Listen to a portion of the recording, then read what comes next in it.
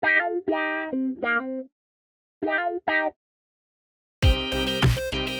there and welcome to How to Play. I'm Diggles. I'm Erik.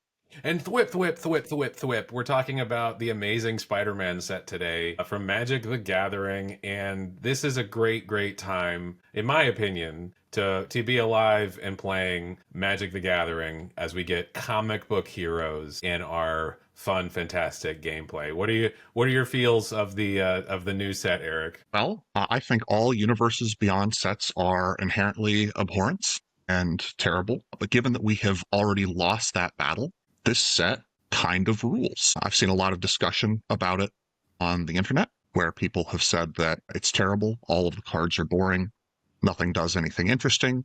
So when we started combing through the set looking for interesting stuff to talk about and bring up, I was expecting to not be interested by anything. And the hard part of coming up with the list of cards I want to talk about today was cutting it down, not finding things to fill it.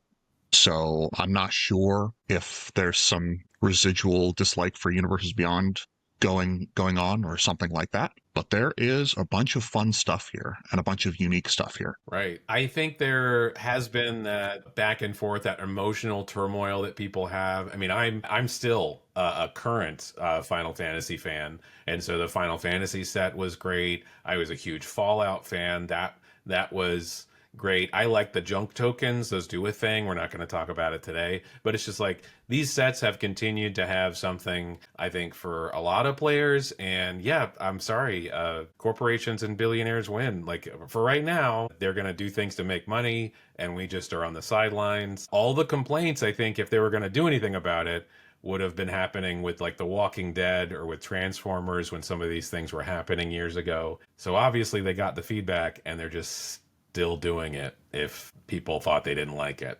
So here we are, and we're fine. So we're going to talk about how to play Magic and then how to play Magic. So we might talk about some rules, and we're going to talk about some of these social aspects, but most of the time today we're going to be talking about how to play these cards and why we like them so much, where they might fit in. We played Rock, Paper, Web Slinger, and I won by covering Erik with a bunch of webbing, so I'm going to go first. So Erik, my first card is Arachne. There's a CH in her name, so good luck spelling it. Arachne Psionic Weaver. Now she costs a white and 2 for a 3/3 legendary creature spider human hero with web slinging white. So you can cast it for an alternate cost if you return a tapped creature you control to its owner's hand. That's like a theme in the expansion. And when she enters, look at an opponent's hand and then choose a card other than creature, and then spells of that chosen type cost 1 more to cast. So this to me is hearkening back to things that I used to do in CEDH back in the golden days or whatever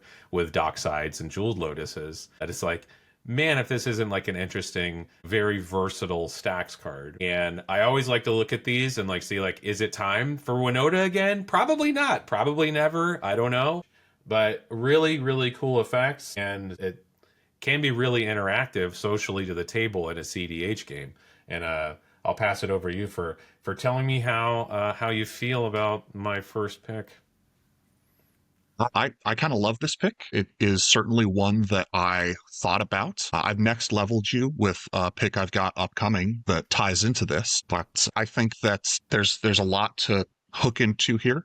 Looking at players' hands is an effect that's more powerful than it's often given credit for.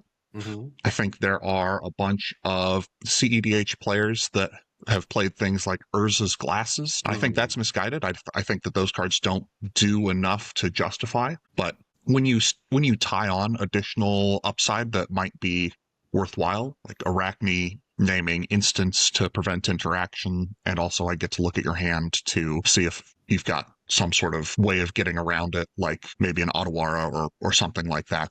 Mm-hmm. You know, that's enough extra on top, plus this web slinging ability let me pick back up my creature to, you know, recast it, rebuy an ETB, something like that. Maybe I need to pick up my Phyrexian Censor and turn off my Rule of Law so that I can combo off and win, something like that. I think that there's a lot going on here that's interesting and useful. Right, and she's in that 99 of a stacks game. If there is, you know, it's easy to play one white. and you have creatures if you're on that stacks plan. So you can pick something up, replay your ranger captain, do different things like that.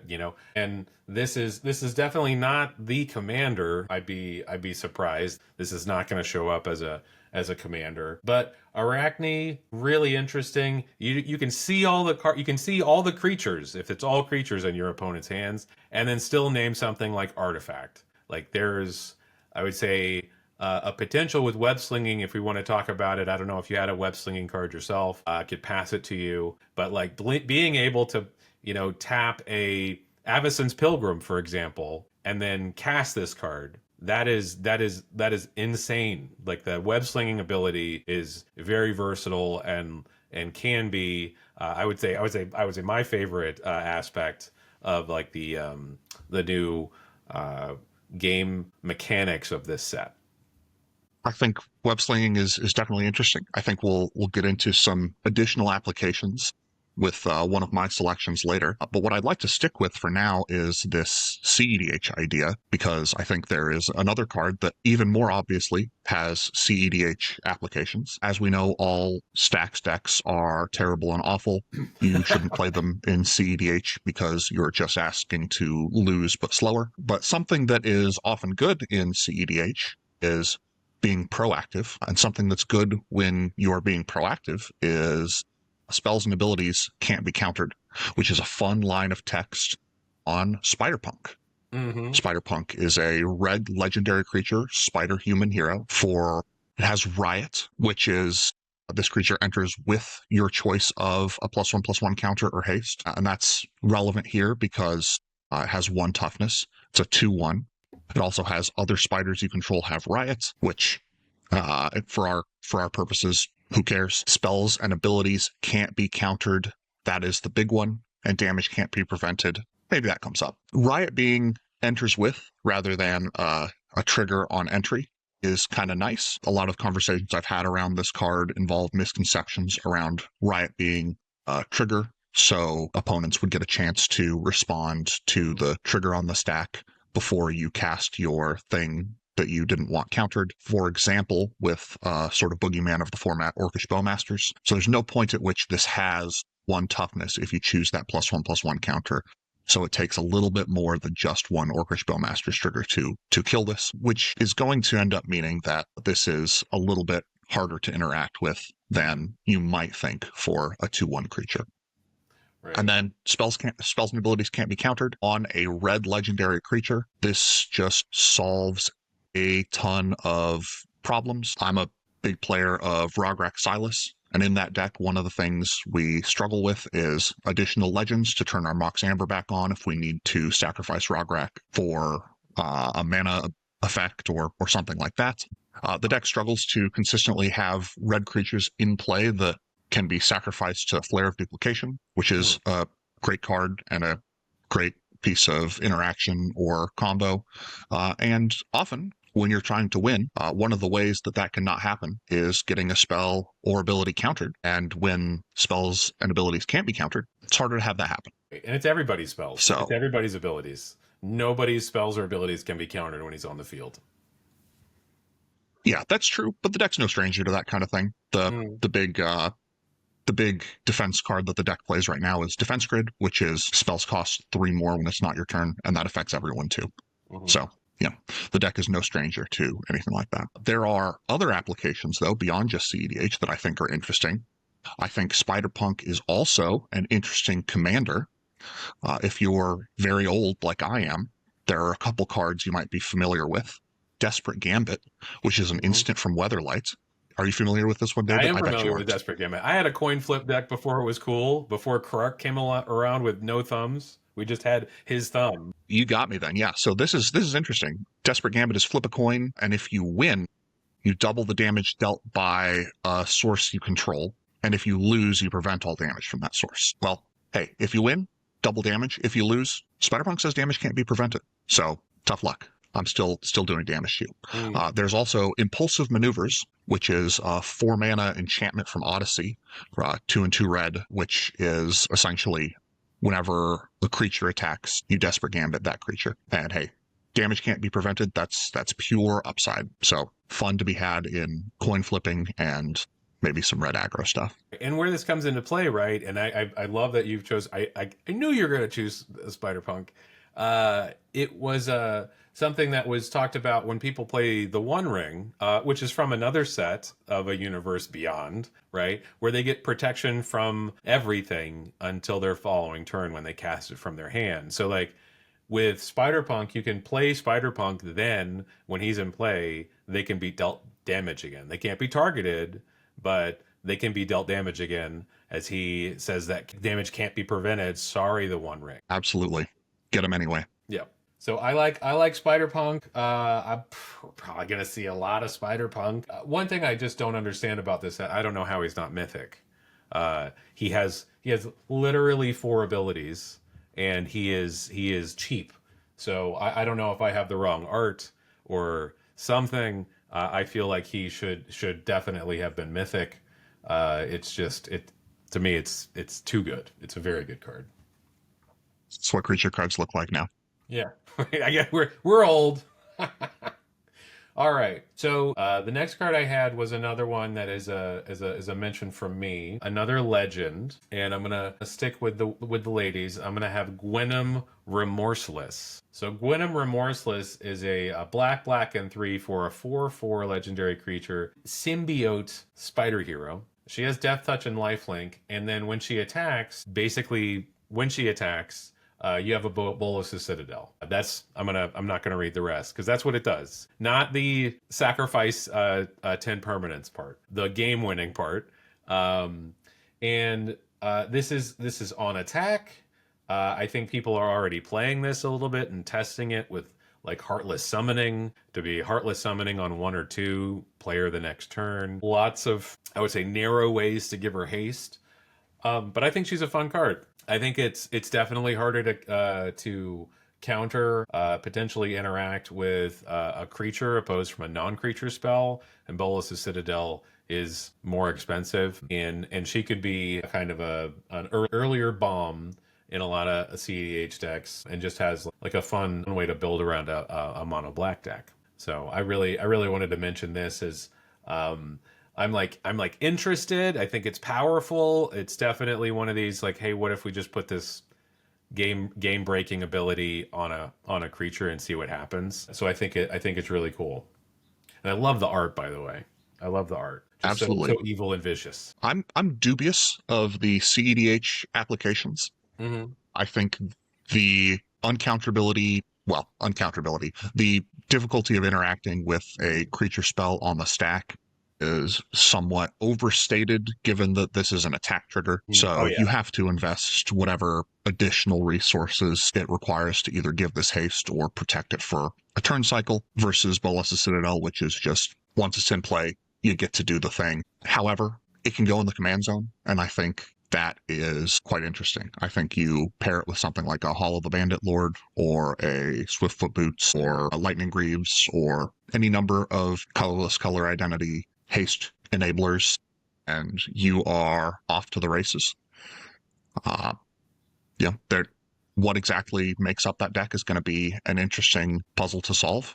Mm-hmm. But some manual mono black storm action, I think, could be a lot of fun. Well, and it's a pretty low bar, right? To be like, hey, what deck is better than Crick? I mean, that's like the only, like, that comes to my mind. Like, what's the other mono black deck? And it's just like, if this is the other mono black deck, I think that's perfectly fine. It's a cool ability. If I could play Bolas' Citadel in the command zone, everybody would be already doing it, and like it would not be a question, right? But with the drawback of having to attack, that is significant. And so there's a lot of ways to interact, but this is definitely puts a target on her back. She doesn't have evasion. She doesn't have ward or anything. So I'd say it's going to be pretty risky, pretty flimsy, but probably pretty fun. So I mean, you could get away with playing this in casual, and then I don't know, lose all your friends. That's fine. Absolutely. Sticking with the theme of things that will make you lose all of your friends in casual. Yeah. My next card, I think probably, well, here. Tell me if you know what this card does, or even remembered reading this card in the set spoiler. Okay. It is Alien Symbiosis an enchantment aura for 1 and a black. Yes, it's for 1 and a black. I think it has an effect where I put it on. I should be intending to put it on my opponent's creature to get some kind of benefit. Like I'm giving them the venom, like on theme. Like I'm giving them the venom, and then I can use it. Like I don't know. You have to educate me. You are not even close. Oh! So it's an enchant creature. Enchanted creature gets +1/+1, has menace, and is a symbiote in addition to its other types. And I can tell you right now, I don't care about that line of text. That doesn't matter to me. What I'm interested in is the line, you may cast this card from your graveyard by discarding a card in addition to paying its other costs. David, can you imagine being in a situation where you've got a card in your deck that you don't want to draw, and then you draw it? Yeah, I'm in that situation all the time. It's crazy. You should stop letting me cut your deck when we play at the LGS. But Trauma. frequently, you'll have your reanimation target in your hand. You'll assemble whatever combo you use to flip your deck into your graveyard, and you got to get the reanimation target out of your hand. Mm-hmm. I don't have any blue mana. I got to get this Thassa's Oracle into the bin so that I can sacrifice 3 creatures and dread return it back, what have you. Well, Alien Symbiosis is here to solve that problem. Cast it from your graveyard on any creature. You don't really care about it resolving. You just care about paying the additional cost of discarding whatever you're going to discard to get it into the graveyard. I'm always on the lookout for sort of unique lines of text or ways to move cards between zones in new ways. And this is, I think, an interesting new way to get a card from your hand into your graveyard once you have flipped over your deck in some other way. I think there are a bunch of unfair combo decks that all of your friends hate playing against that can afford to give up a slot for Alien Symbiosis as a backup plan for when you have the thing you need in your graveyard in your hand already. Right. And that's been a problem. I think that's if I could discard this card, or if I could put this card, if this card was in my graveyard, I think that's a problem that a lot of people approach. And I think there's likely a deck that has talked about this problem and is now probably remembering like, oh, this is the thing that'll solve it. And it can take a spot in the 99. It's not a dead card.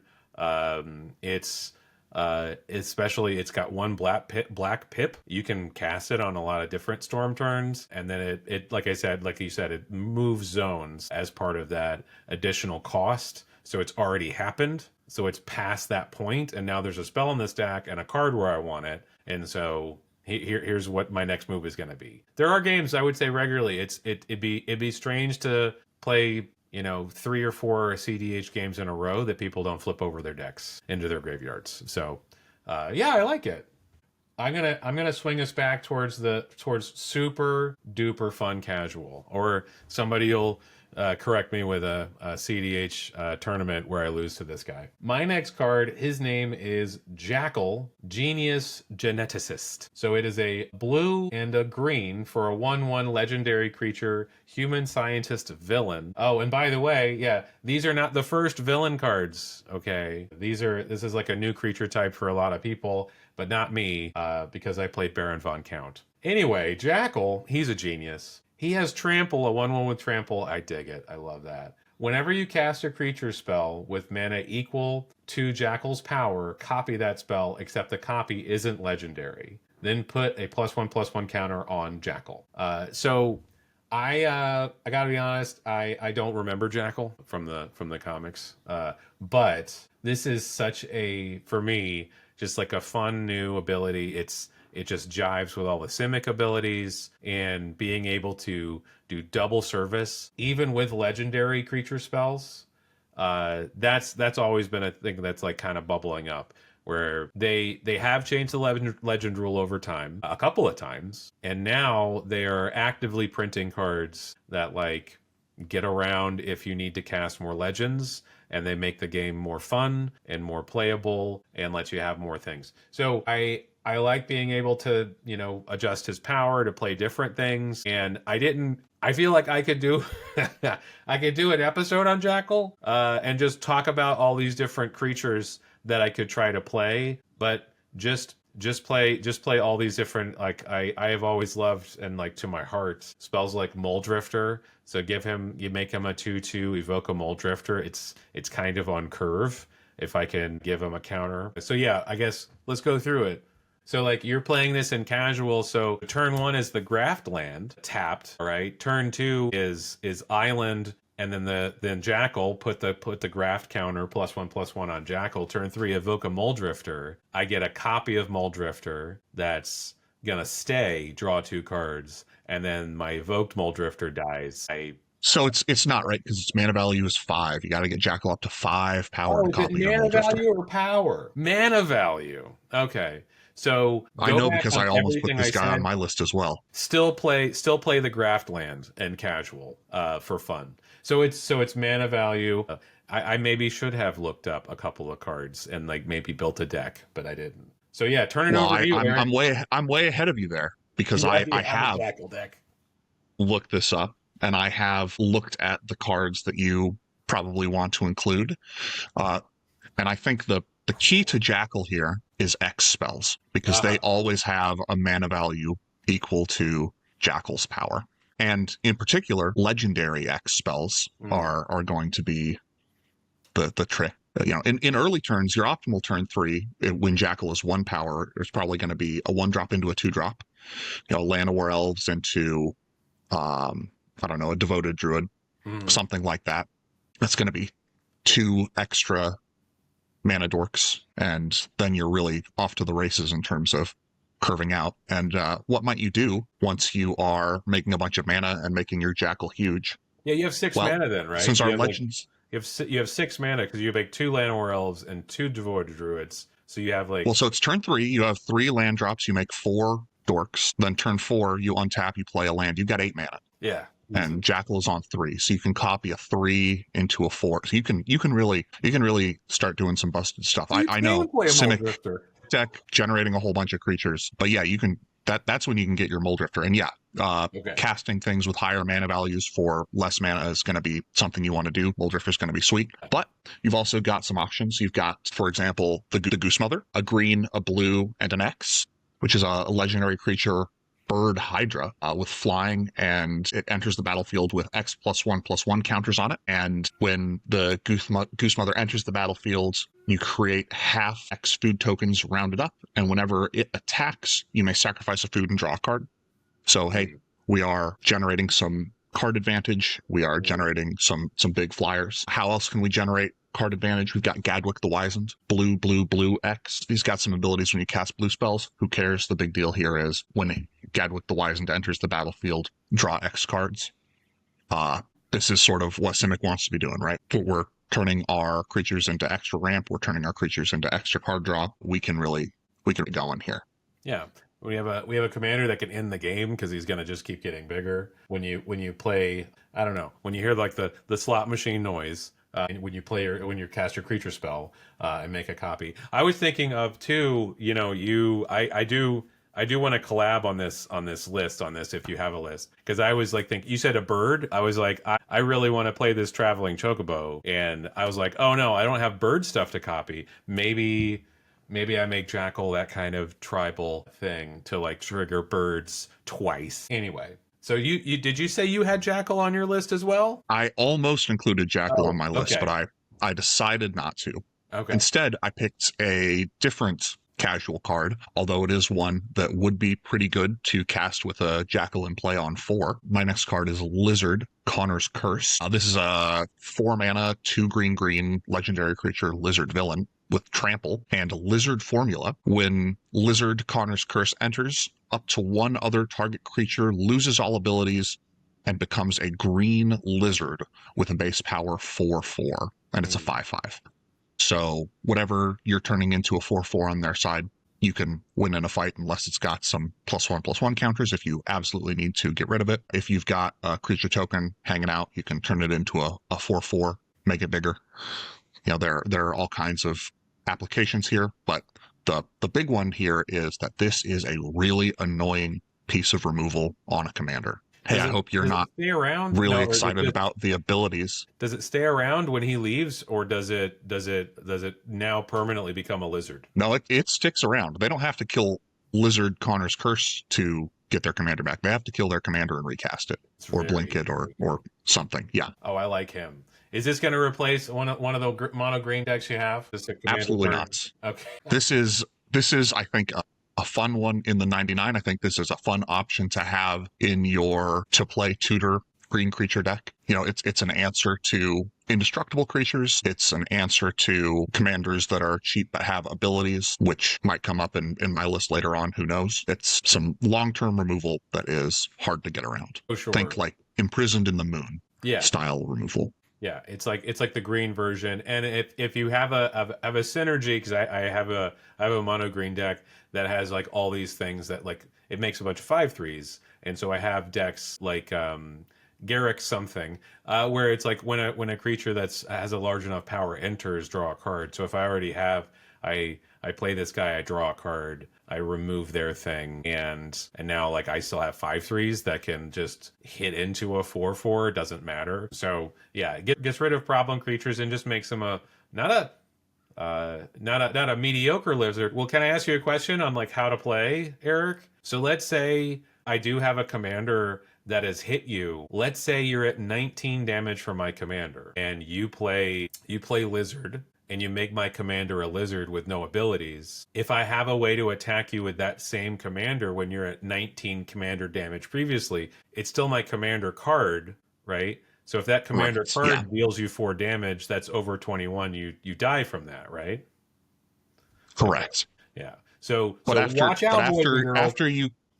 after they die though, it's still a 4/4 with no abilities. I don't get it back. Oh, that's true. It's you drank the poison, or you drank the poison. I don't want to speak poorly on lizards and what they create in their labs. I'm sure it was a genetic idea that you had. You really wanted to improve on all the lives of lizards. So I'm sorry that I said poison. Anyway, moving on. I have another green card. I'll go next. My last green card is it cost a green and 3. No, green and 2 for a 3/3. It's tap 2 untapped creatures you control, add 1 mana. It's a human citizen called My Supportive Parents. So supportive parents are so important that when I saw this card, Eric, all I wanted to do was figure out what kind of curses I could put on supportive parents, what kind of roles I could give my supportive parents to help them go into dungeons. I wanted to help my supportive parents give me the initiative, to do the things in my life during that game, to do what I needed to do. I definitely didn't want anybody to, rend asunder my supportive parents or murder my supportive parents. You know, I definitely don't want anybody to icker slick my supportive parents. But I'm really, really willing to play supportive parents. What do you think of my supportive parents? Do you love them? Because they love you. Absolutely. I think that there are a bunch of interesting applications. And if you're curious what those might be, I might check out Virtual Rangers, which is this, Right. but elves only. I Mhm. think being able to tap any creature rather than just elves is a huge upgrade. There are a whole bunch of things you can do with human decks. This is pretty sick with Horn of Gondor. Turns that into a giant mana engine. There are a bunch of fun things you can do with Halo Fountain. Halo Fountain is an artifact from New Capenna for 2 and a white with pay a white, untap a tapped creature you control, create a 1/1 white citizen creature token, a green and white citizen creature token, pay 2 white, untap 2 tapped creatures you control, draw a card, pay 5 white, untap 15 tapped creatures you control, you win the game. I remember this. If you have some easy way to generate advantage by tapping your creatures, you can start getting some stuff done. I think that there are a bunch of interesting applications here. Yeah, and not just trying to put give my supportive parents horsemanship. That I can try. So I'm very interested to see. Maybe I'll have a win con.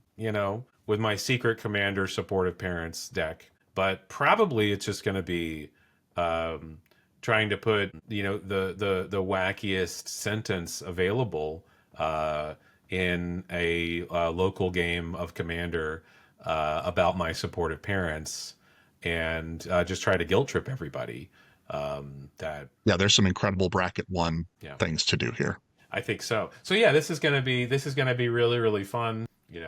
I really like that. No matter what we had going on, with how much you hate, the Universes Beyond or love the Universes Beyond, anybody can go to their local game store and get supportive parents, and that is the most significant thing that I think we can ask it for any, young person, old person, any time in your life, you can get supportive parents, and it's great. It's a great time. So, did you have another card? Absolutely. I've got a couple more here. My next one is I've next leveled you here. I Okay. mentioned this earlier in the episode, but my next one is Spider-Man Web Slinger.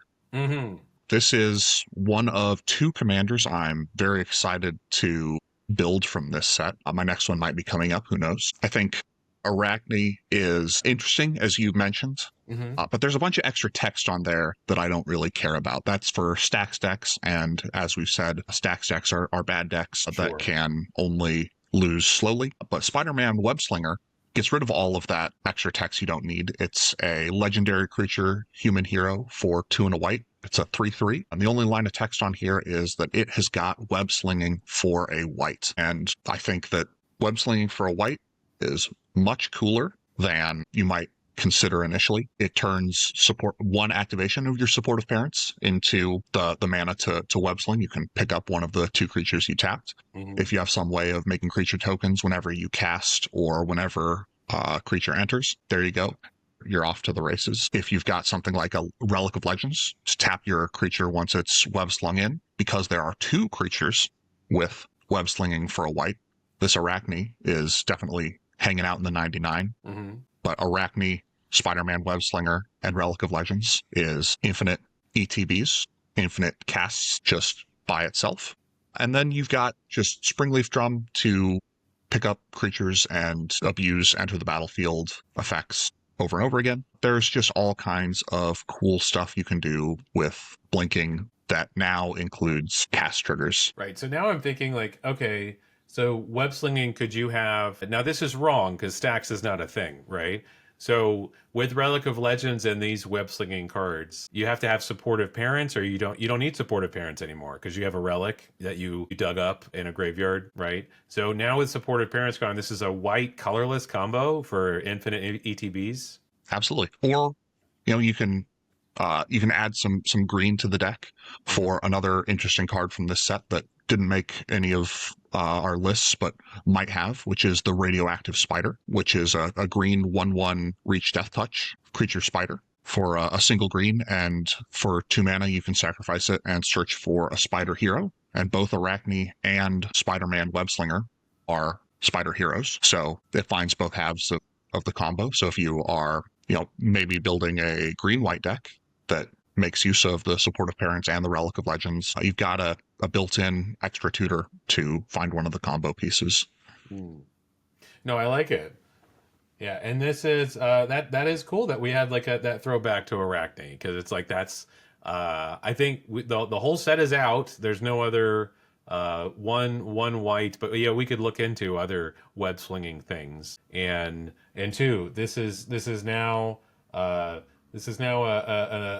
mechanic that has been out, and we have other cards that really telegraph that we're going to have more of these sets. So I'm looking forward to it. We ready for my last card and then your last card? Go for it. We almost made it. Okay, we're here. So my last card is Peter Parker's camera. His camera costs 1 colorless. It's a rare artifact. This artifact enters with 3 film counters on it. And it says 2 generic mana and tap. Remove a film counter from this artifact. Copy target activated or triggered ability you control. You may choose new targets for the copy. I initially wanted to choose this because this is just head and shoulders above Strionic Resonator. This is an auto include to upgrade your Strionic Resonator, which you just don't get to play anymore, which is fine. Now you can play Peter Parker's camera. You can search for it with Urza Saga. The whole shebang is just cheaper. You know, it's 50% cheaper to cast. So like that's a pretty good deal. And here's the question I have for you. So I looked this up on the Gatherer. There's not a clarity of it on the Gatherer. Most of the time, when it says stuff like, we'll say, I think Rings of Brighthearth has this, right? Or something like that. So it says mana abilities can't be targeted. There are cards that says mana abilities don't work. I couldn't find something clear enough in the Gatherer, Eric, where we're how to play this card. I couldn't find anything that says I couldn't target my Gaia's Cradle. So fortunately, the thing that prevents you from targeting Gaia's Cradle exists in the game rules, which is that mana abilities don't use the stack. You have to, there's no point at which your Gaia's Cradle activation is on the stack. Once you've activated Gaia's Cradle, it resolves. It's the fastest ability in the game. For the same reason you can't tap Gaia's Cradle and then have your opponent cast Cyclonic Rift and make you make no mana. Right. The Gaia's Cradle activation never exists on the stack to be copied. So it doesn't do that, but I guess it could copy those untap abilities from Monolith or different things like that, the untap ability. So it doesn't do that. So I was wrong about what you do and what I read. So thank you, Eric. But I still chose this card because I didn't want to do Pictures of Spider-Man because this is actually a card that's going in one of my decks. So this takes the Pictures of Spider-Man is sweet, and I'm glad we mentioned it because we've got a mutual friend that would be upset if we didn't. But I think that Peter Parker's camera is a great one to bring up. It's a pretty big upgrade for example, Brago King Eternal.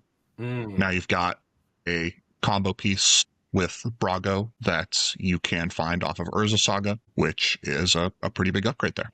No. Alrighty. So bring us home, Eric. What's your last card? So my last card is Lady Octopus, Inspired Inventor. Of course. She is a legendary creature, human scientist villain for a single blue, and she has whenever you draw your first or second card each turn, put an ingenuity counter on her, and tap. You may cast an artifact spell from your hand with a mana value less than or equal to the number of ingenuity counters on Lady Octopus without paying its mana cost.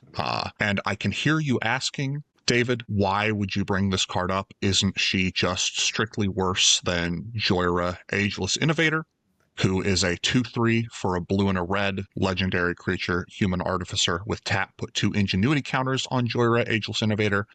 Then you may put an artifact card with mana value X or less from your hand onto the battlefield, where X is the number of ingenuity counters on Joyra.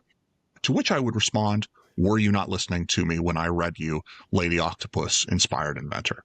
There is a huge difference here. First of all, she costs a single blue. You can play her on turn 1. That is huge. And if you don't see the difference between 1 and 2 mana on your commander as being huge, I would encourage you to play with some 1 mana commanders that you try to execute a plan with or do some things with, because when you get off the ground starting on turn 1, it is a huge difference. And second of all, she says you may cast it without paying its mana cost, not you may put it into play. Why does this matter? Well, because Mirren Spy exists. Mirren Spy is a creature drone for 2 and a blue with flying, and whenever you cast an artifact spell, you may untap target creature, and it's a 1/3. Whenever you cast an artifact spell, you may untap target creature. That's pretty good on your commander that says tap, cast an artifact spell. There's also Voldekan Archmage, which is whenever you cast an artifact spell, draw a card. That's a 0/2. That's also a cast trigger. There's also Riddlesmith, which is 2/1 for 1 and blue. That's whenever you cast an artifact spell, you may draw a card. If you do, discard a card. There are a ton of cast artifact triggers. There's Psymaster Thopterist, make a 1/1. That's a cast trigger. Casting the spell versus putting it into play is a huge difference. 1 mana versus 2 mana is a huge difference. I am super excited to build a deck. I've got my Lady Octopus here. Nice. I've got my Sting Glinting Dagger somewhere. I've got my Mirren Spy somewhere. That's going to be a fun one. But yeah, the somewhere is like, that's not part of the fun, is finding those cards that you own in your collection. But yeah, and she's a 0/2, right? Yeah. She is a Like 0/2, she but not after you put your Luxior Giada's gift on her. Then she gets +1/+1 for each ingenuity counter you have put on her. Yeah, and then you lose. So in comparison, yeah, you lose the whole option to casting any red spell with a similar commander turns later potentially. Then turn one, you I don't know. You're gonna play this in CDH or in casual because it's got some CDH This is a potential. casual deck for sure. All right, it has some CDH potential, but I don't know where you go. Like I think it's a little bit too. There's a whole stack of blue creatures with a one card combo that you can play in CEDH. And Mhm. sure, you can add this onto the pile Yeah, with all of those, and they're going to be solidly bad but playable. I'm right. sure you can put that deck together, but I'm aiming more casual with this one. All right, and that's been the trend. I think, especially this is kind of an aimed more casual Magic set, not a Commander set, because it's like there were rumors that they had to add filler cards, that this was going to be much, and I think they're confirmed. I don't think they're rumors anymore, but.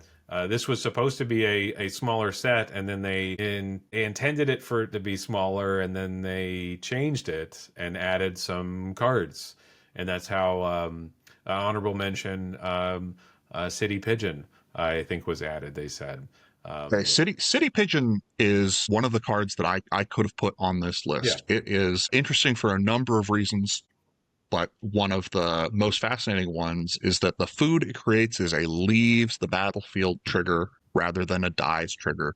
So if you are doing your web slinging and you need some creatures to tap to your supportive parents, you could do worse than City Pigeons because it will leave something behind. yeah, and squab is delicious. I've had squab multiple times visiting Africa, and I think everybody should try new foods. It's the spice of life. I'm not going to eat a city squab, but let's move on. So speaking of pets, no, ba-da-ba-da-ba-ba, the spectrums that we talk about. So Eric and I have these spectrums that we talk about on Magic players that either have you're on one side of the spectrum or the other, and then there's a bunch of in between. But we've designed some of these things where these are the spectrums. So I think I've chosen one because I had a great segue that was amazing, Eric. And so this is the spectrum. One side of the spectrum is I want to add a pet card to my deck, but it's just going to make me win more. But it's a pet card that I really like. And on the other side of the spectrum is the player that doesn't change cards in their decks for years. And they have the same cards. They have not upgraded anything. They're just have the same sleeves. Maybe some of the sleeves are broken. You've been playing it for so long. But that's the two ends of the spectrum I wanted to like talk about today is because having these different cards that are coming in, I've talked a couple of cards that I reviewed that are these are going to be strict upgrades. I'm not going to keep a Strionic Resonator that I have in Japanese, even though I do have one, and I like think it's like flashy for some weird reason that I can't read it. But that's Well, gonna, it's strictly yeah, less flashy than a camera. yeah. But yeah, this adding cards that are going to win more in your casual decks is easy. It's like, is it a pet idea that it's like, oh, I'm going to get to the finish line sooner? Is like, what bracket am I in? If you want to play a card, play a card. I'm going to build a bracket one deck. About birds, or no, not about birds. I am going to build one for birds, but for parents. Those are those different things. Like I'm going to do those. There's a bracket for that, but I think those are to me pretty obvious signs of the spectrum is like there's no new cards and then a player that adds cards that shouldn't be in their deck, and that was one of the ones that we wanted to talk about. Yeah, and I think that we have observed at the LGS both ends of the spectrum. Hmm. You sometimes see the player that hasn't updated their deck since 2014. That's fine if that's what you want to be doing. Sometimes you hear the complaint from the player that hasn't upgraded their deck since 2014 that all of their cards are worse and can't keep up with some of the newer stuff. And unfortunately, I mean, what was it we said about Spider-Punk? It's got 4 lines of text, all of which are upside on a 2/1 that can become a 3/2 for 2 mana. I mean, that's just better than creatures they were printing in Yeah. 2014. And the reality is that you are just going to be falling behind. Your 2014 deck at this point is probably that's probably a bracket 1 restriction that's going to keep you playing with other people playing on bracket 1 restrictions, like all of the art's got to have cats in it, like I've got, or everything has to be a funny thing to say about supportive parents, like David is working on. Yeah. And then you've got the other end of the spectrum, which is I'm adding the new cards to add the new cards. Mm-hmm. And, sometimes that's fine. Like I said, frequently the new cards are better than the old cards, but that's not always the case. We brought up that what's the difference between Lady Octopus and Joyra? That word cast versus put into play from your hand. Sometimes they change those words, and the newer cards aren't necessarily better. Mm-hmm. You'll frequently see once per turn now on newer cards that they didn't have on older cards. Just because a card is newer and shinier doesn't necessarily mean that it's an upgrade. And, I have also seen at the LGS, hey, the new set came out, my deck worked last week, it doesn't work this week. What's the problem? Well, the problem is that there are a bunch of new cards that you put in place of older cards that weren't maybe as flashy or as new, but that had subtle differences that were holding things together. Right. And play and your I think card, if you had played standard or something back and you have a play set of Siege Rhinos, like you can play Siege Rhino in Commander, you can do that. I support you doing that.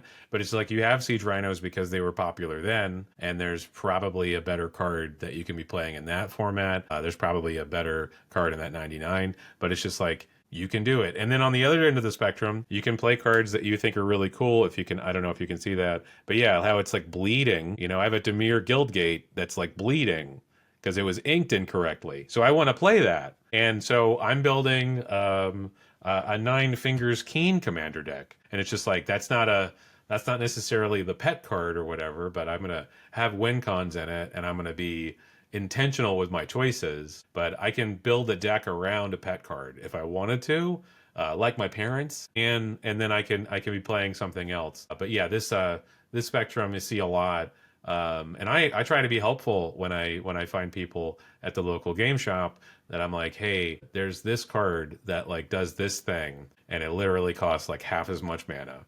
If I see somebody playing Stranic Resonator from here on out, I'm gonna be like, hey, have you heard of Spider-Man? Because I have pictures of Spider-Man. No, I'm going to talk about the camera. Well, I think the moral of the story there, and it's a good one to take away, not just for this spectrum, but for all of your deck building, is that you can add cards, you can not add cards. Doesn't really matter. What matters is that you have a reason for the decisions you've made.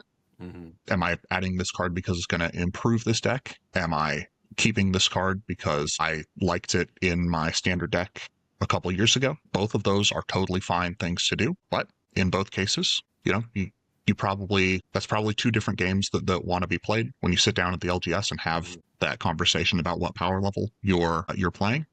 If you fall more on the side of, I have a bunch of cards that I thought were cool in various standard decks over the years, you're not necessarily going to want to end up in a game with people who are saying, I've added all of the new good cards to upgrade my deck in various ways as they get printed. Both of those are totally valid, but both of those are things to think about when deck building and things to think about when sitting down at a table. Well, thank you so much for watching and listening. I've been Diggles. And I am and will continue to be Erik. If you'd like to find us, please look us up on YouTube and comment about how wrong I've been and how right Erik's been, or other controversial things about the universes beyond. Where are we going next? I would love to know your input. All right. Have a great day, everyone. Bye, Erik.